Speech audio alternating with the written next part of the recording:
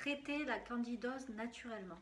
Dans cette vidéo, on va voir ce que vous allez pouvoir mettre en place pour pouvoir soigner votre candidose le plus rapidement possible en mettant en place des actions simples dans votre quotidien et 100% naturelles, mais sans oublier que ça ne va pas remplacer le diagnostic d'un médecin. Donc c'est vraiment en attendant la consultation chez votre médecin que je vous demande de vous empresser de faire. Prenez rendez-vous immédiatement si vous avez une candidose, et en attendant, ce que vous pouvez mettre en place, c'est ce qu'on va voir ensemble dans cette vidéo.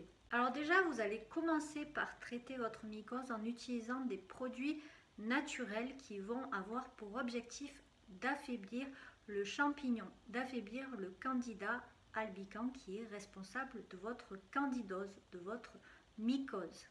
Pour cela, vous allez utiliser le bicarbonate de soude et le vinaigre de pomme. Donc c'est un de ces deux, pas un autre. Pour cela, vous allez diluer le produit que vous allez choisir entre le bicarbonate de soude et le vinaigre de pomme.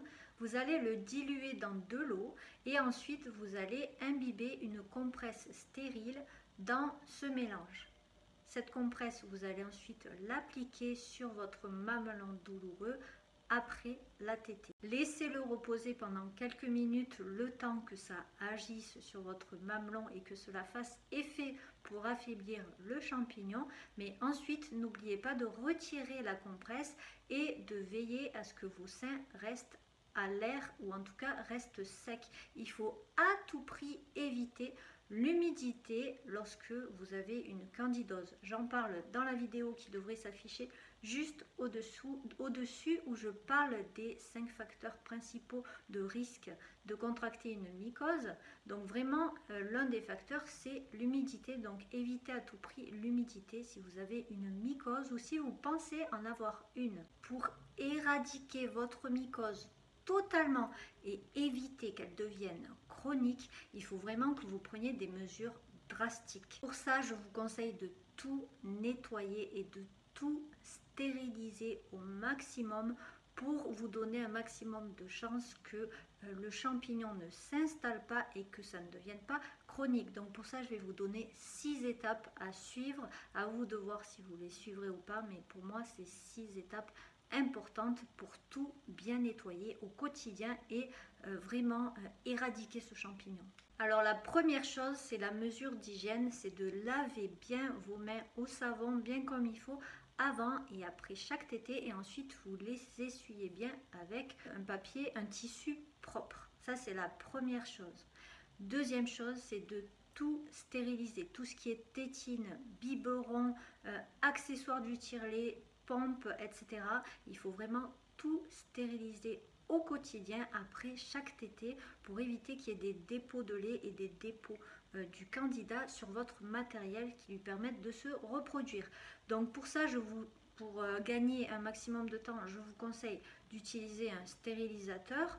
Je vous mettrai un lien en description de la vidéo juste en dessous si ça vous intéresse, pour pouvoir gagner énormément de temps. La troisième étape que je vous conseille, c'est de laver tous les jouets qui sont possibles d'être lavés au lave-vaisselle ou au lave-linge à une haute température. Donc je ne peux pas vous dire à quelle température parce que je ne connais pas vos jouets, mais vraiment laver un maximum de jouets aussi, parce que selon l'âge de votre bébé, il aura tendance à porter les jouets à la bouche, et encore une fois, ça va permettre à la mycose, aux champignons de se reproduire. Donc vraiment tout stériliser, tout ce que touche votre bébé et tout ce qui est en contact de près ou de loin avec votre allaitement. Quatrième action que je vous conseille de mettre en place tout de suite, c'est de laver tous vos soutiens-gorge à haute température au quotidien. Tous vos soutiens-gorge, et c'est valable aussi pour les bavoirs de votre bébé et pour les bodys et les langes. Tout laver au quotidien. Cinquième action, changez vos draps tous les jours et ceux de votre bébé tous les jours jusqu'à éradication complète du champignon. Ça paraît vraiment fou ce que je vous dis de faire, mais le candida albicans, la candidose peut vite devenir chronique et c'est vraiment insupportable. Après, j'ai beaucoup de mamans, beaucoup de retours là-dessus sur des mamans qui n'en peuvent plus parce que les candidoses sont devenues chroniques. Donc essayez de faire votre maximum pour vous en débarrasser le plus tôt possible. Et pour ça, il faut tout laver. Sixième action, c'est un peu la même chose, c'est la suite de tout ça, c'est de changer aussi le drap housse de votre bébé quotidiennement si vous en sentez capable. Ça va vous demander beaucoup d'énergie, beaucoup de travail de nettoyage au quotidien, mais je pense que ça va vraiment participer à traiter votre mycose. Troisième action pour traiter votre mycose naturellement, et là on va suivre un peu le mode opératoire des personnes qui ont la candidose, qui souffrent du candida albicans sans même allaiter et qui pour cela suivent un régime particulier anti-candida, et je vais vous en donner des principaux conseils que j'en ai extirpés. Alors la première chose à faire dans un régime anti-candida albicans, c'est de supprimer le sucre. Parce que les champignons adorent le sucre, le candida albicans adore le sucre. Donc pour ça, il faut supprimer le sucre, sucre rapide et sucre lent. Donc supprimer aussi le gluten si possible pendant la période où vous avez ce champignon pour le supprimer le plus tôt possible. Vous pouvez également manger des yaourts nature pour permettre la colonisation bactérienne à nouveau de votre flore intestinale pour retrouver un équilibre entre la quantité de bactéries et de champignons qui se trouvent dans votre estomac. Ensuite, il y a 3 aliments qu'on peut considérer comme hyper efficaces parce qu'ils sont des aliments naturellement antifongiques.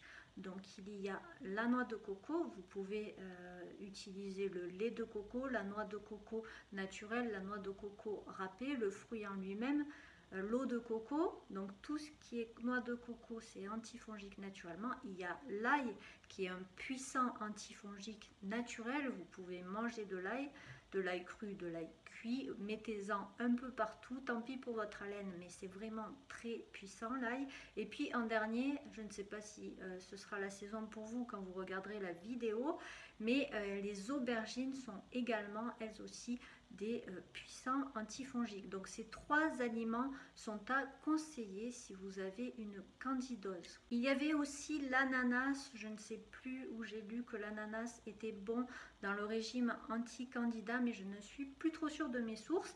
En tous les cas, bon, c'est un 4e ingrédient. Vous pouvez toujours l'intégrer à votre régime anti-candida. Il n'y a pas de risque à manger de l'ananas quoi qu'il en soit, même si je ne suis plus sûre de ses propriétés antifongiques. Vous pourrez me mettre dans les commentaires pour celles qui sont un peu spécialistes du candida ce qu'elles en pensent et si vous avez trouvé des aliments qui ont marché pour vous. Ça peut paraître bizarre à première vue de suivre une alimentation spéciale candida albicans, mais sachez que c'est une maladie qui est très répandue et c'est vraiment le régime est vraiment l'une des choses les plus efficaces contre le candida albicans, surtout si c'est suivi sur le long terme. En principe, il faut qu'il soit suivi sur une très longue durée pour que ça marche. Vous, de votre côté, si votre candidose est seulement localisée, qu'elle est juste sur vos mamelons, vous pouvez vous contenter de suivre ce régime juste le temps que votre candidose soit guérie et en attendant de consulter le médecin. Inutile de prolonger le régime au-delà si vous êtes guéri rapidement.